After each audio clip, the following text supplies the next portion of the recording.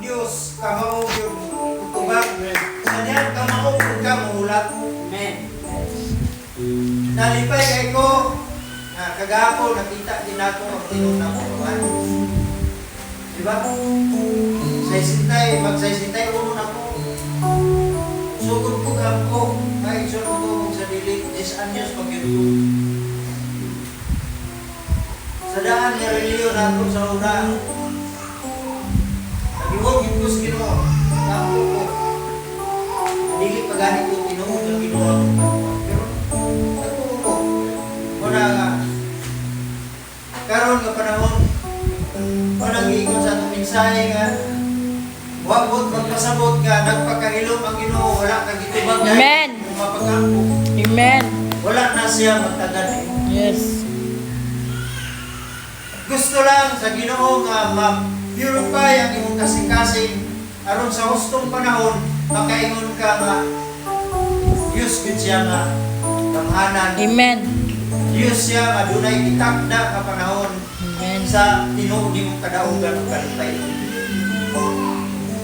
Tungod kay natay daghang nga pag-ampo karon nga wala pagyod hantod nga nakita sa kaaway nga medyo ka nikang-a sa imong pagtuo, pagsalig sa Ginoo, wala pud ka pasagdi sa Ginoo.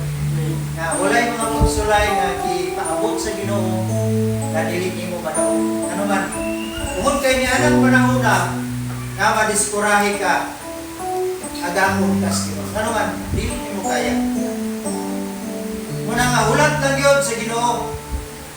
Ayaw tuguti nga ang Diyos dili na makapamuhat sa gusto niya buhaton. Naigiandam ang Ginoo para nimo sa kinahanglan nga maghulat na gyud ka. Maghulat na gyud ka sa hustong panahon.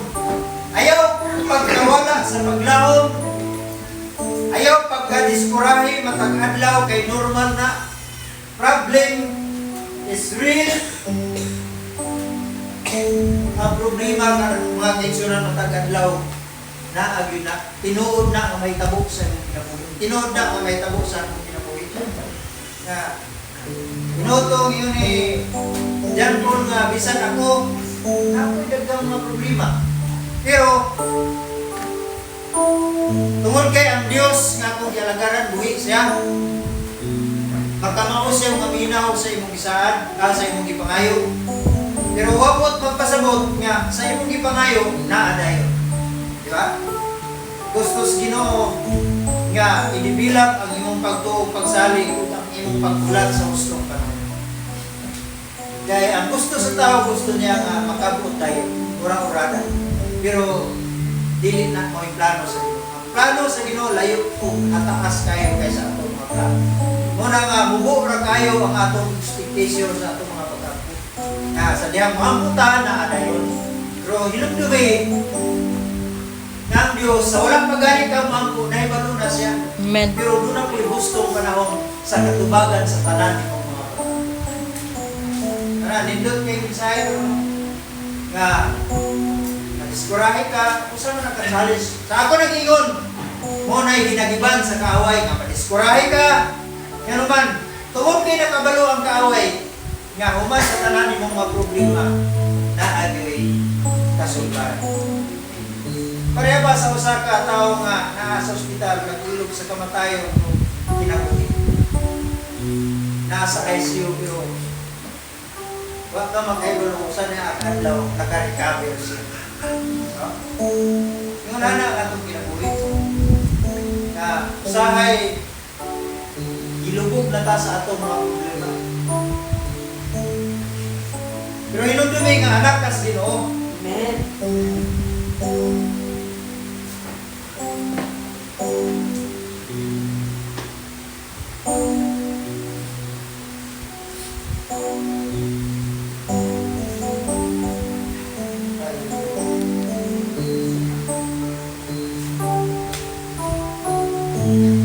Salamat sa Ginoo sa kanang dunay bunga ang imong pagulak. Pagulak lang yun. Buhing testimony na ako, ako balikon sa taas na panahon ako mga pagkakot.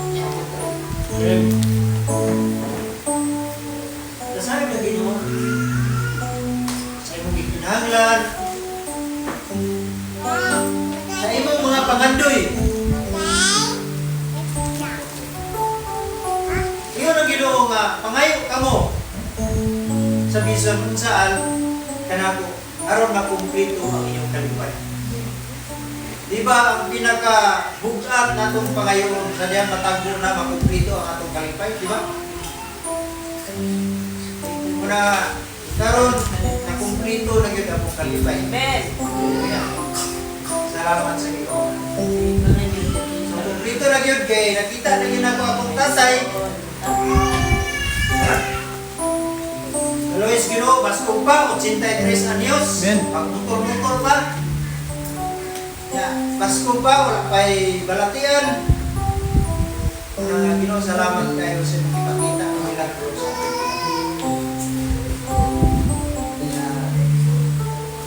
Imong yung tubag na ako. Imagine, magsay-sintay ko na ako, karoon pa na ako nakita akong namahan. So, grabe kataas. 10 anyos pa ko, nagsugod na kong ampo, anak. Wala pa ko mabunagin. Katuganin ang mga pag-ampo na nagdiligid ingon nga direct nga kami nagluhod ko man atong ibuhat. Pero wala kaya po makawa mo. Hanggang karon pa dahil ko sa pag-ampo, nakita na kita ko akong ikanan. Amen. Muna'y buhing testimonyo sa mensahe karon na tayong sabda nga nagpakahilom ang Ginoo wala katuwa. Na right time, every time there is a season. Amen. Dunay panahon yun na para ninyo. Amen. Diba? Kaning panalangin sa Ginoo ang iabot sa mong kinabuhi. Diba? Nag-ampun ko. Kita nag-ampun ta nga iangatas Ginoo, diba? Ikaw lagi, kulata ang gusto panahon. Nagtuubaray ko nga maabot ni sa among kahimtang karon pa. Pero tungod kay nagsalig ko sa Ginoo nga sa hustong panahon, maabot din siya. Amen. So nga na, kamilagroso ang Ginoo, pakuratan kaniya. Pakuratan gid ka sa Ginoo. Sa tanan nimong ipangandoy ko niti mo nga. Aron, magkaingon ka nga ang Diyos ko hindi naminaw sa imong mga pagkakas. So salamat sa mensahe nga ipaabot sa Ginoo ni adlaw. Adin, ayaw sabta nga ang Diyos nagpakahilo. Ayaw manispurahe. Abot pasabot nga, ayaw pumunti nga ang discouragement may maghari sa imong kinabuhi. Tuguti lang nga madiskurahe ka. Tungod kay usama na ka-challenge ko sa imong pagpangalagad sa Ginoo. Nga mo na, miabot sa punto nga nungutana si David. Nga Ginoo,